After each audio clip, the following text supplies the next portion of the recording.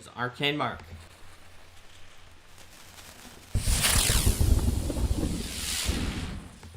Hello and everybody. Welcome to Arcane Mark. Today we're going to be talking about make choices matter, add time pressure. So what does that mean? Why is time pressure related to the idea of making your choices matter in your game? Well, the main reason why is that in order for a choice to matter, you need two things.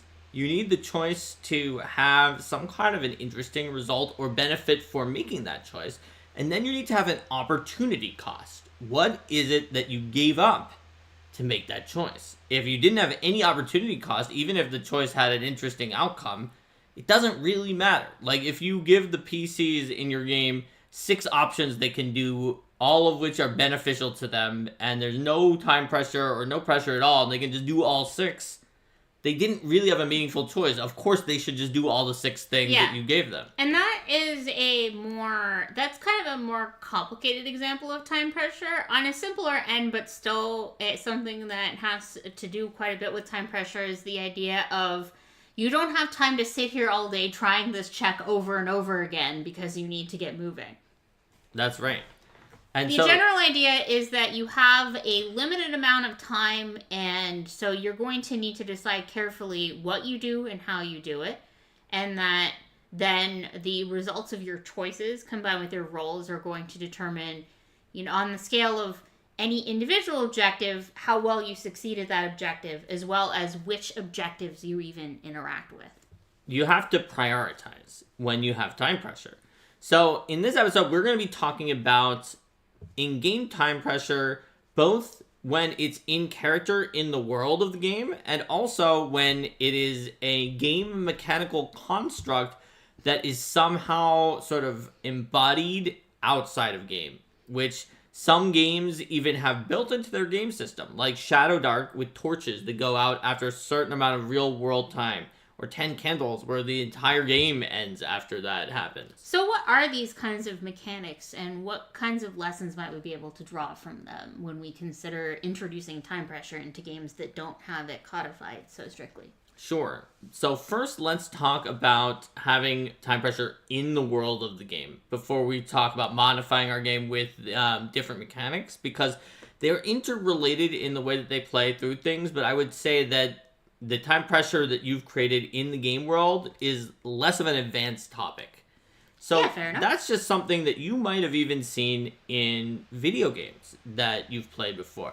Maybe it's a video game where just your real world time is also the in-game time, and you just have to decide where you're going to go in this open world game. Yeah, so you may have something where, a lot of games might have, say, every 20 minutes, one day passes or something like that, and then you need to decide what are you going to do in that day. There's also games like the Persona series where there is a entire calendar, and after a certain number of weeks, some event happens that if you haven't solved the big threat in that chapter, you kind of lose. Mm-hmm. And so you have that much time to solve the big threat, go and do whatever side things you're going to do. And that forces you to prioritize which of these options, which they often offer you a bunch of options you can do. You can hang out with people to raise your relationships with them. You can raise some kinds of character role-playing stats that are used to determine and gate what other options you can do. Maybe you can raise your battle stats or other things using those time slots. So that is an example in a video game of how to do that. So how do you use that same technique and put it in to your tabletop role-playing game as a GM? Yeah.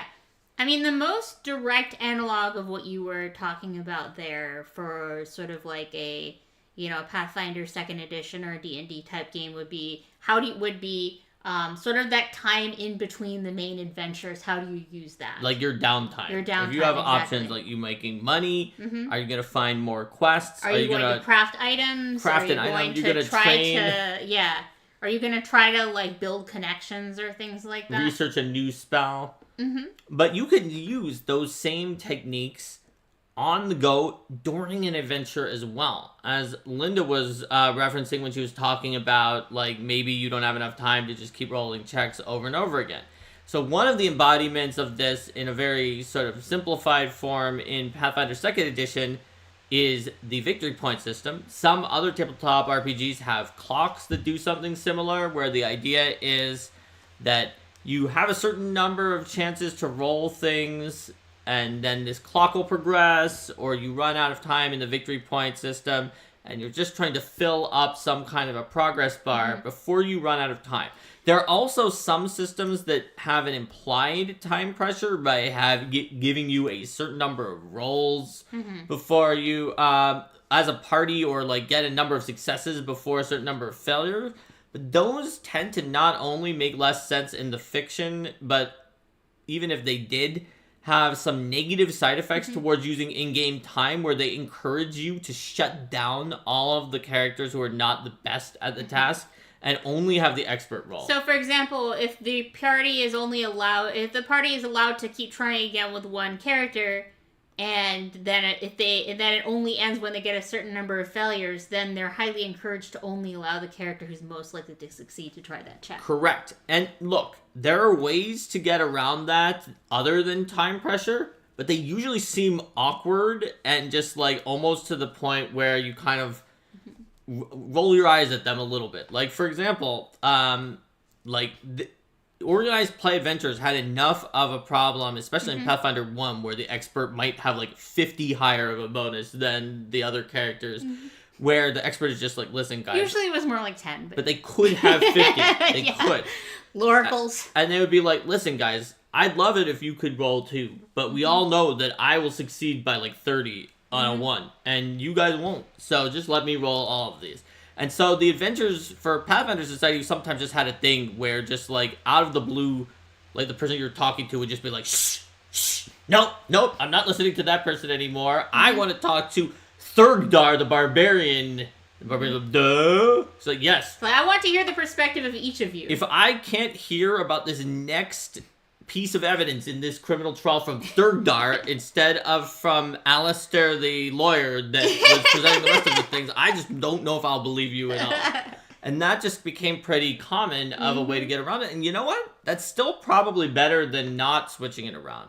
But time pressure is a natural way to do it, because you don't then have to have the NPC kind of nagging you or saying that you can't do things. But instead, it's just like, okay, look, you only have enough time to do a certain number of things. If you want to leave Thurgdar out and Thurgdar just isn't doing anything, you are inherently surrendering some of that productivity that could have been... Thurgdar maybe shouldn't be the one presenting the evidence at the trial, but he could have been doing something during that time. So that leads into another thing with time pressure, is that you want to make sure that you don't have anyone who's sitting there thinking, the time is running out, but there's nothing my character can do. That's right. So when you're presenting these situations with limited time, you want to make sure that folks can... So this is like part of a subsystem, say. Yeah, give good options that have interesting and useful results, meaningful successes, meaningful failures, but also a meaningful failure result or opportunity cost for not pursuing them at all. Yeah. And that will allow your players to really decide what they want to focus on most. And it means that Thurgdar, the Barbarian, will find something that he can do during those time pressures. Or maybe the player of Thurgdar is like, you know what? I don't know if I can do any of these things. I think Thurgdar is going to go to the open bar and just drink and talk to people at the bar. That wasn't one of the things you said, but maybe I'll hear some rumors there. And then Thurgdar is gathering information, and then the GM can decide. And be like, are you gathering information with diplomacy? No, I don't have that. Just... If I hear anything, I hear anything. And if I don't, I get it. That's just what Thurgdar would do.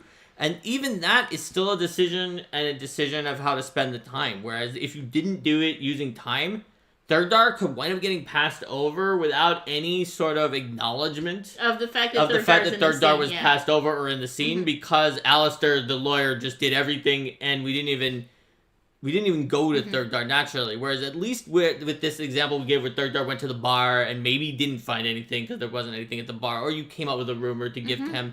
But because you're going around, the time was passing, and you needed to know what Thurgdar was doing, it inherently gave some spotlight time to Thurgdar. And then that makes Thurgdar's player more likely to be paying attention, so that whenever an enemy ambush sneaks into the building, Thurgdar's player is going to be like, wait a minute. Yeah. This is where I need to Plus, even if Thurgdar doesn't get anything at that point, the player of Third Dar had the agency and decided to go to the bar like that, even though they knew it wasn't a choice. They just thought it fit with Third Dar, as opposed to being hedged out without agency, where they kind of didn't make a choice not to do that, so they'll feel more invested in the results of what happened. And that's all because of the use of time pressure, which is like just a very understandable real world way to put in some kind of limitation so that you can't just do everything. So speaking of understandable, one of the most important principles of effective time pressure is making sure that the players are aware that the time pressure exists. If the GM secretly knows that something terrible is going to happen after X amount of time, and the players have literally no clue, they just think, oh, I'm going to be blithely just doing whatever I want, then it doesn't have much of an effect on them. And in retrospect, when they get to the point where it's like, oh, well, you waited too long and then a bad thing happened, they might feel cheated, like, wait, why didn't we know that there was pressure? So as a GM, you're going to want to make sure that the characters know that there's some limitation. Now, this doesn't mean that they're always going to know, like, exactly where on the clock every bad thing is going, every challenge or every bad thing is going to happen, exactly how much time they have, but they should have a way to know that there is some kind of a clock at the very least, and have some way to get a vague sense of how big it might be. Yes. And probably based on checks or other things like that. And some systems might just outward tell you outright, or some GMs may want to be like, yeah, okay, this clock that I'm using to track the time here has 8 segments. So if it gets up to 8, then something's going to happen. Right. And, sometimes there are adventures that don't do, like, the world's greatest job of this. For example, the most recent game that Linda and I played, our characters met some people who were like, yeah, some of our scouts have gone missing. They could be in trouble. Now, our party was beat up. We'd done many encounters, and it was a part in the adventure where they assumed we might rest for the night. So we rested for the night with those guys. We headed out to look for their scouts the next morning, and we heard we saw there was a guy being hanged on a tree, and he was seconds away from dying. Yes. And it was like, well, okay, their scouts were gone missing. They were in trouble. We rested an entire day. But and yet we now, came in when the we exact, arrived, 30-second window that was the last 30 seconds of his life if we didn't jump in. Yes. And so it can be very tricky when you're writing an adventure, because people like to make those scenes where there's only 30 seconds left, but it can wind up suspending disbelief. And maybe for your group doesn't care. And they're like, you know what? It's fun to have a scene where this person, or we could just, our group kind of just treated it as humorously nonsensical and just like had fun with it. So if you want those kinds of scenes, one thing that you may want to consider is the why now. Like, a lot of those might come most stereotypically from the villain is backed into a corner, and so they're activating their contingency plan to try to, like, distract the hero. That's right. Or, the alarm system has gone off, or there's something that's going on that's causing the PCs to suddenly need to act because there's some cost to their opposition to bringing this thing to bear. And letting the players know, or at least giving them a chance to find out, you might feel like, oh, but it's my secret. I don't want to reveal my secret. But it only makes it more fun and more interesting. Because if they have literally no clue, it's like, haha, yes, my secret contingency plan. Now they'll never know that it's going to happen in an X amount of time.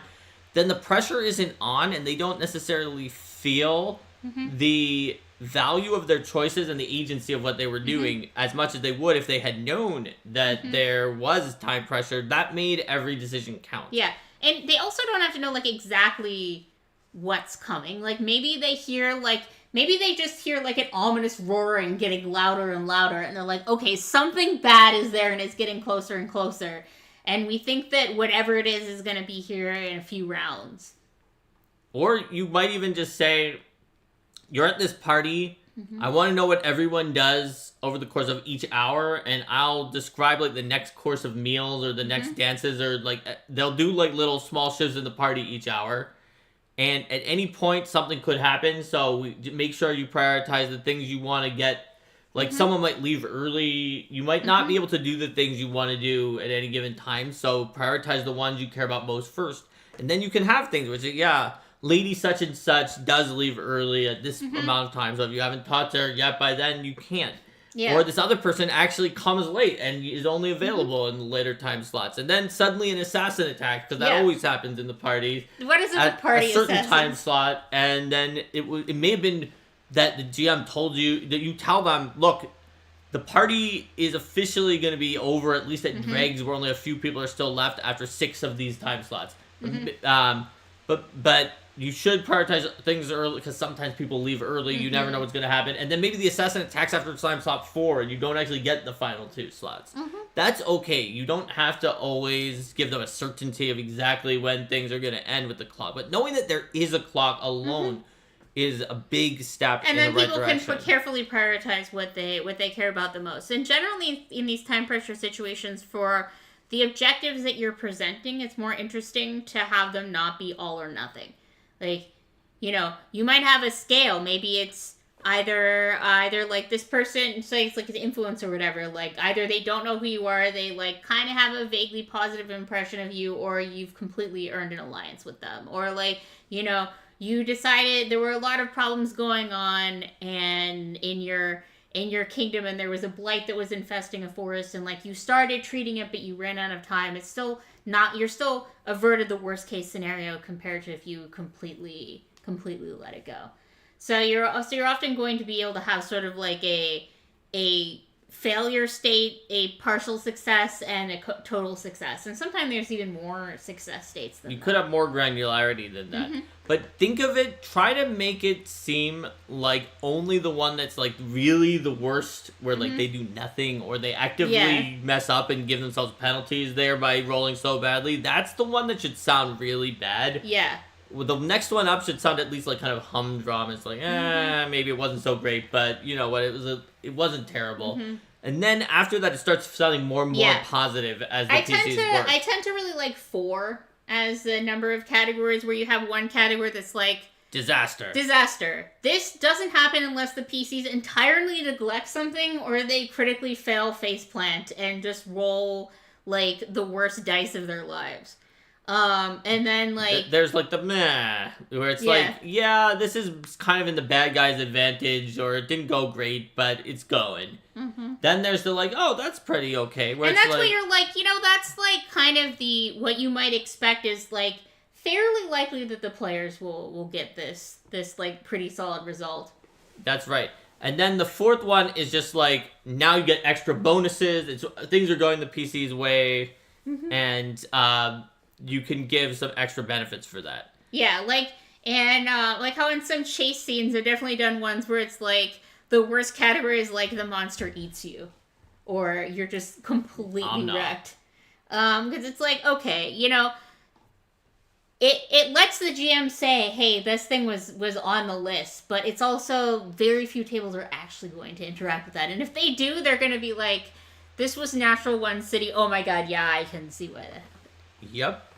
Okay, so we talked about time pressure when it comes to the in-game time pressure. Now let's get more advanced. Linda, you were asking before about how do these mechanics work where the game actually puts mechanics that are influenced by real-world time.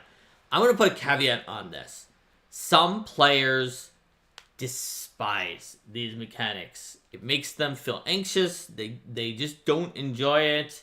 It just pulls them out of the game a lot, and they can't immerse themselves into role-playing because they're now constantly checking their watch or something like that for the out-of-game time mechanics. That being said, some groups love it because of the fact that it can streamline gameplay, it can create the feeling of time moving in the game and time pressure in a way that sort of, since it relates to you out of character, can make you feel more in the moment for some people, just as other people can be drawn out of the game. So figure out whether it's right for your group before you commit to this. And if you want to see it done, Shadow Dark is a good example. 10 Candles is a good example. But basically, so for instance, in Shadow Dark, it's just like after a certain amount of time, and I think it's usually an hour, but you know, some people play it like the speed run where it's 10 minutes, or Shadow Dark's creator's wife, who's not normally a TTRPG player but sometimes runs meme games of Shadow Dark because her wife created Shadow Dark, runs it like 1 minute. Oh my gosh. where the torch goes out. So what happens when the or torch like goes Derek out? with Knights of Last Call does 10 minutes, and then he also especially tries to trick you by watching the clock himself and then trying to get you distracted with something else right when it's about to go out. So when the torch goes out in Shadow Dark, there is no light until you start another one. So you should start one slightly before the other one ends. When there is no light, because all characters, including dwarves, cannot see in the dark in Shadow Dark, you roll twice and take the lower on everything. But all monsters in Shadow Dark can see in the dark, and they do not. Not only that, you immediately check for a random encounter when the light goes out, and you may have a random encounter be added to you. So you want to try to complete as much as you can while the light's still there. And you might have multiple torches, so you just need to make sure you relight one before it's gonna run out. And that also can set the game session length. That's something you can do too when you make the real world time pressure part of the in-game time pressure. Is you won't run out of time quite as much as you might if you let people kind of think for as long as they want to. Then they might think for a half an hour about a difficult decision, and then you find your session took longer than you originally anticipated. So that kind of thing is going to encourage folks to be like, you have to be quick in deciding things. So that could be useful certainly for tables that tend to get bogged down in things and are looking for a faster pace. I imagine that it could be challenging for tables with sort of mixed experience levels or mixed confidence levels in presenting in terms of where the people who are experienced are like, go, we don't have much time on this torch, and the other person's like, wait, I wanna figure out what we can do. Yes, it definitely can. You need to make sure it's right for your group. I'm not saying that everybody should apply this in all of their Pathfinder and D&D and other game systems that don't have it, because it could actually. I haven't and D&D though seen folks who will be like, okay, I'm going to set a time limit on how long a person's turn can be before we say that their character delayed because they were spending a while deciding things. That's true. I've seen that done in combat sometimes, but it's less likely done during exploration or other time periods. Yeah, it tends to be done more because I think the idea there is that your character only actually had 6 seconds, so if you're sitting there plotting things out for 10 minutes, then maybe you're having more time to think about it than your character would. True, but what if your character But your character knows you're their 50 intelligence because you're playing 3.5 and a normal person has somewhere between 3 and 18 with an average of 10.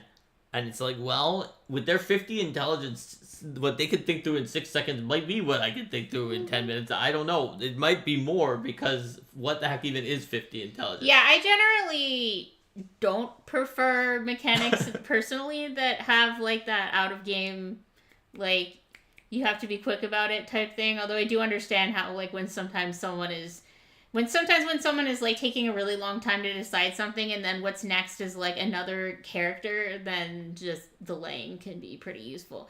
Whereas if the stakes are really high, then I definitely wouldn't want to see that kind of thing. If it's a character is potentially about to die and the healer's trying to figure out how to get to them and that kind of stuff. Then the torch goes out. Yes. And but that's just my personal everything. Yeah, well, I knew that you wouldn't be someone who would want to use those mechanics very often.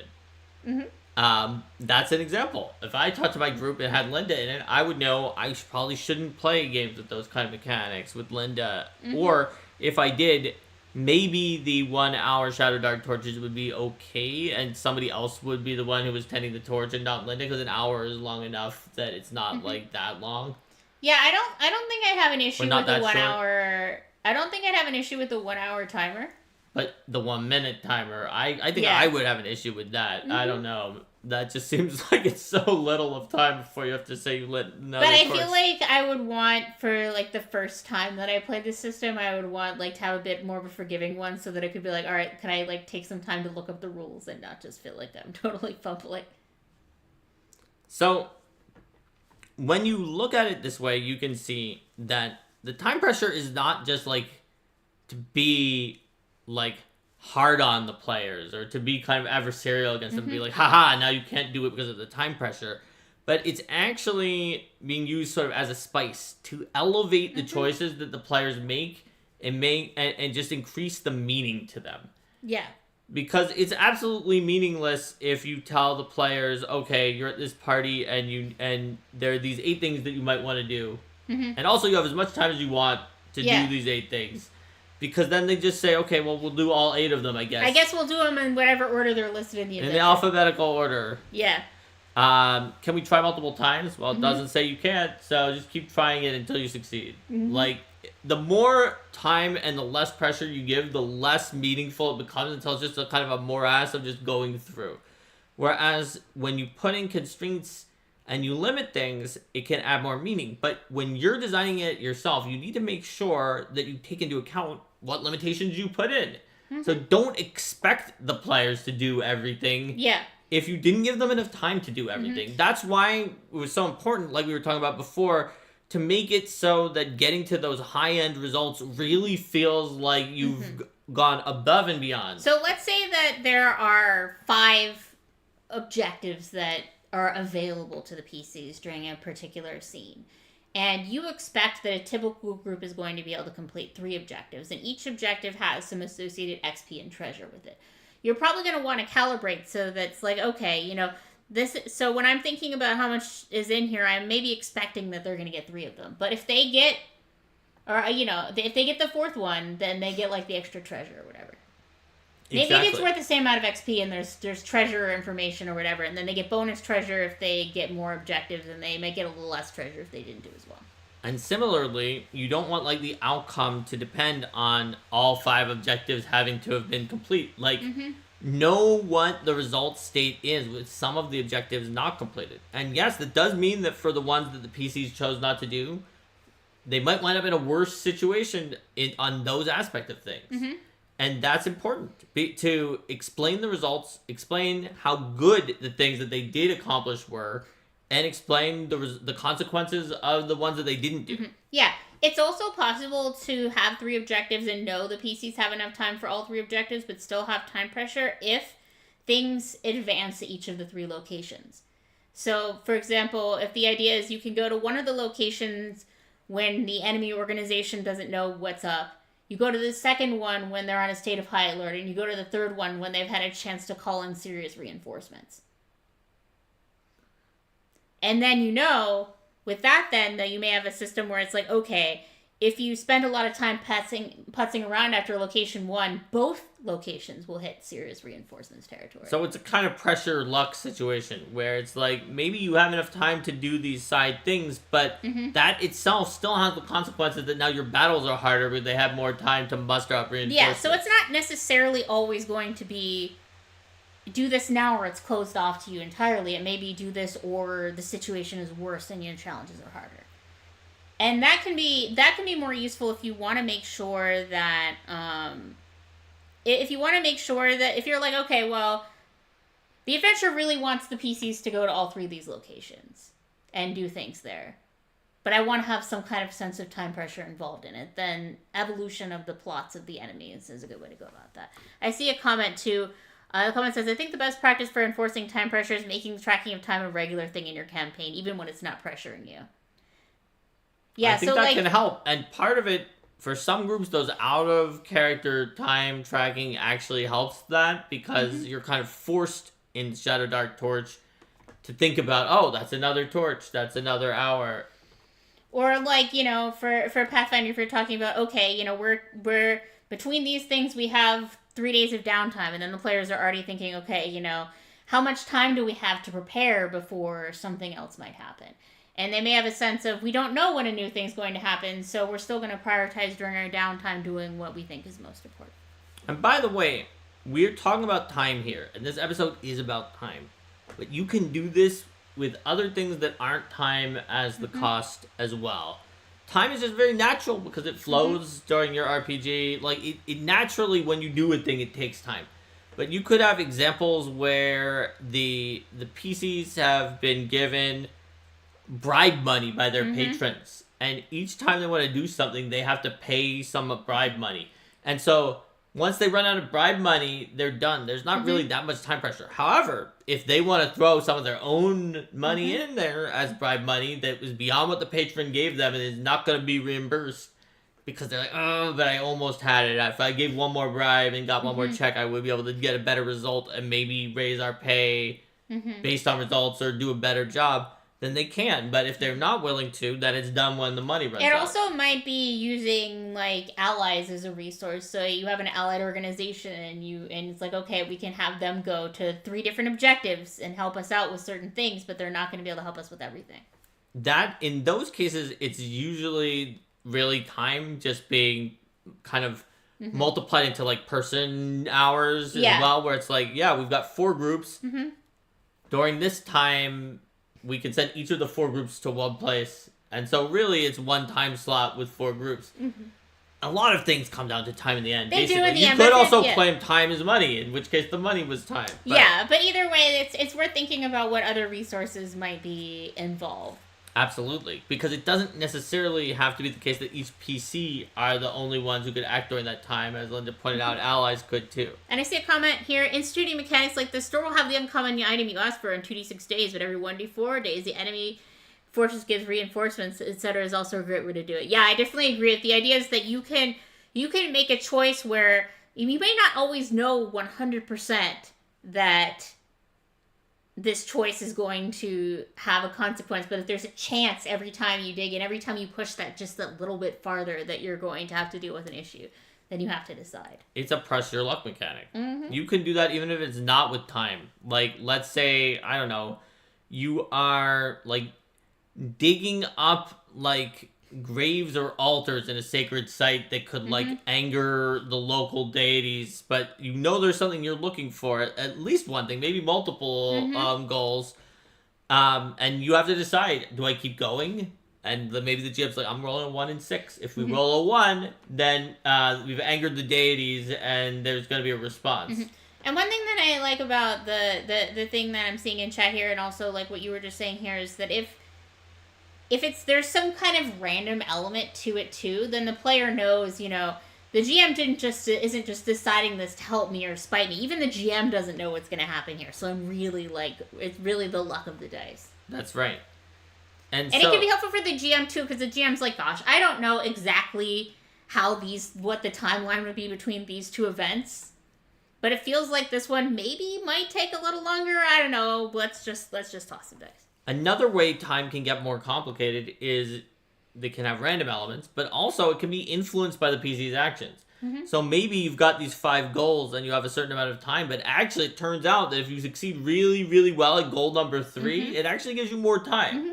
And maybe you didn't know that for sure until after it happened. Or maybe you did know that goal 3 was mostly about delaying the enemy. Or maybe if you make a certain choice, it makes you have less time because you did something in a really obvious and flashy way, or a way that really threatens the villain. And so they decide to advance things by more. Because you're like, okay, instead of breaking into this place, I just bust down the door and go in Leroy Jenkins style. And it's like, okay, well, maybe now you have less time because you took the time that it takes before they notice you down to 0. That's right. All right. So I think that's most of what I wanted to cover about making choices matter in your game using time pressure. So, thanks for joining us, everyone. Please like and subscribe and vote for our next Tuesday episode that comes from a vote. It turns out that next Tuesday is Dragon Week, so we may do a Dragon episode then, but this vote will then be the Tuesday after that. Yeah. If that is the case. So you can vote for Build a Hazard Workshop, Ask Arcade Mark, Save My Game Q&A, GM Tools, Unusual Adventure Hooks, Arcade Mark Plays Donsbury Days. We're mostly doing on Saturdays right now, but we could add it to Tuesday. And other, please specify. Yeah, so for the dragon thing, we were talking about doing one about, like... using dragons in your game. Yes. Since they're such an iconic... They are. Ally/adversary/being. Creature. Like, it looks like GM Tools Unusual Adventure Hooks. Alright, so we're going to be doing some weird and unusual adventure hooks maybe in a couple of weeks. Maybe next week if we don't do a dragon, but I think we're going to do a dragon. I think we'll do... Come on. When have I ever not done a dragon? Yes. Okay. So... please allow me to gesture to the dragon book. Fair enough. So, everyone, have a great week. We will see you on Saturday for Donsbury Day, on Tuesday for Dragon Week, or maybe some